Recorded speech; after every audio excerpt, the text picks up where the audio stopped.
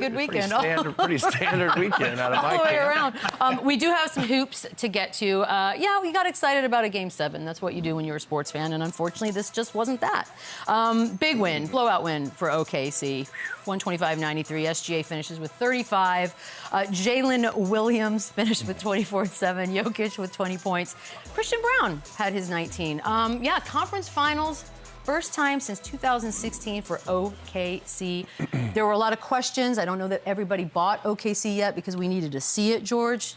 Do you see it now? Oh, I see it. They were clicking on all cylinders, and then when you get Jalen Williams rolling like he was, my goodness, they are scary just because they defend, and then you have a guy like SGA, Chandler's MVP, and they look like the heavy favorites to take this home. And you know what, when you're a team that's this young too, and I think that's the only thing that we kind of didn't trust was their inexperience. And then they go through a battle-tested series like this where you go up against the Nuggets who have been there before, who have won the championship. An MVP, you know, Jokic is probably going to be runner-up.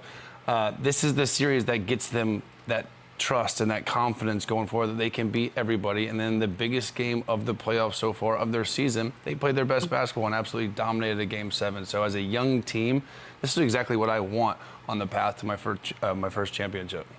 Well, that sounds weird saying that out loud. Yeah. First championship. Lou, what'd you think? I mean, this obviously, and we'll get to the Denver situation and health being a pretty bad topic for them yesterday, but that's your team. SGA's your guy. What do you love? I thought they played well. I thought they played with a lot of intention. Didn't make a lot of mistakes. I think they were a driven team in the first half. It was a little shaky, and then the second quarter, they began to pick it up going into the third, and from there, you know, they were coasting it, and they were playing just good basketball. You know, this is a group that's hung their hat on priding themselves on the way that they play defense. And then you got some of the best scorers in the game, and you got one of the best group of guys that love to play together, that share the basketball, they fly around the floor. So on both ends of the floor, they can beat you. They can beat you by being a lockdown defensive team. They can beat you by outscoring you. When you have a team like that that's dangerous and play with intent and are very clear with their goals, it's a hard team to beat. And Denver learned that the hard way in this Game 7 with a blowout. You want to talk a little Alex Caruso? Love to. The Alex Caruso game, as we could maybe call it if we wanted to. A plus 40. I know we don't really love plus minus. I just think when it's a giant number like that, it's worth a quick mention, Chandler. But, you know, they traded for him in the offseason. There's that picture going around, him and the coach back in the G League days. Who'd have thunk it? Here we are. How important has he been? I think this is why they make the move. I think Josh Giddey, the potential, the future, and he had a great year when he went to Chicago, but Alex Caruso, he just fits. He fits this team, this roster better. You don't have to give him the ball. He just plays defense. He's a great dude. And there's probably a lot of other guys that you could acquire that are more talented or sign in free agency than Hartenstein, but they don't fit exactly what they're doing. They're great dudes in the locker room. They're vet guys, and they're bought in on their role. Like I said, you don't have to play through them. They're not going to ever demand play calls. They're not going to be a distraction. They're just going to keep their head down. They impact winning, and it's a perfect style fit for Sam Presti to go and get both of these guys, Caruso and Hartenstein. Oh, you went double for that one. Thank you. I mean, when I saw the $80 million, I was like, wow, that's a lot for Hartenstein. It is exactly what they needed. You can now move Chet to his natural position, the 4. You can play him. You can start him. You can go small still without him. And then Caruso, the same thing.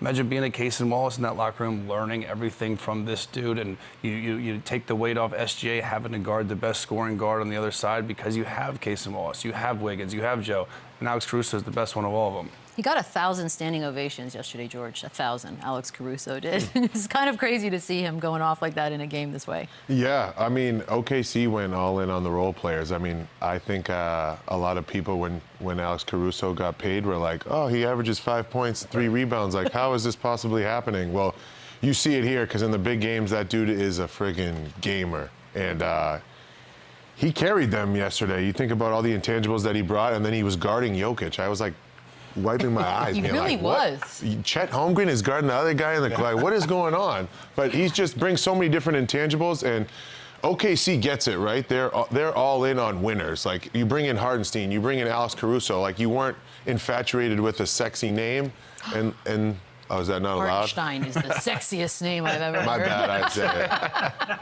it. No, but No, you're right, though. he's completely right. did And it again, importantly. there's a pecking order in OKC, and everyone just knows their role. They're never distracted, and it's not like maybe they are internally with their agents or whatever. But you never hear Cason Wallace wanting to go and do more. You never hear Hartenstein wanting to go and be the guy and play through him. It doesn't matter, and they want to win. They play the right way. They're well coached, and I love the picture of Dagnon and Caruso. There's How history great is that there. photo? There's trust there. Clearly, Alex wanted to go and play for that dude, and it's working out. And this is a team that we thought was very good all year long. They're young.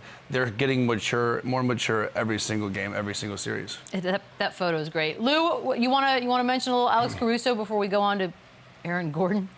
My favorite part of the day. To piggyback off what the guys just said. They went out and got 2 guys in free agency in a trade that fits the mold. You got guys that can impact winning that don't necessarily need the basketball. Like, think about what Alex Caruso did in the first round. He was guarding Triple J in the paint and had success guarding him in the paint. The Jokic thing, I don't know. They tried it, and he had some success. Yeah, but, when you win a game like that, again, you got a guy that you can call a Swiss Army knife that can give you a lot of different looks. And, again, he doesn't need the basketball to score. Like, he's not going to have 20 and 30-point nights that's going to jump out to you. His impact doesn't show up on a sheet. Like, I think last night he had 11 points, and probably not as great as night on offense. I'm sure he can play better offensively, but they don't need him to.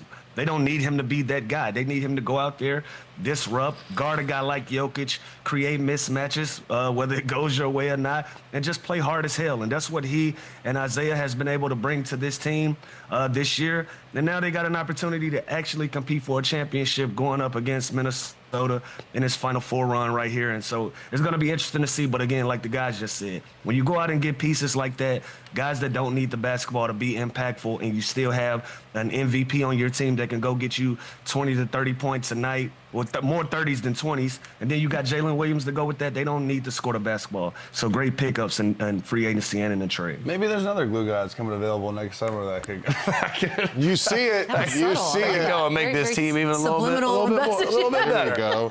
Chandler's my new agent. Yeah, come on. OKC. I can see that. I can see it. Let's see what the vibe is today in the studio. I can feel it. I can feel it through the screen. Monday, we got to bring the But you'll vibe. be here Wednesday, Lou. We're so excited. A grade 2 hamstring is no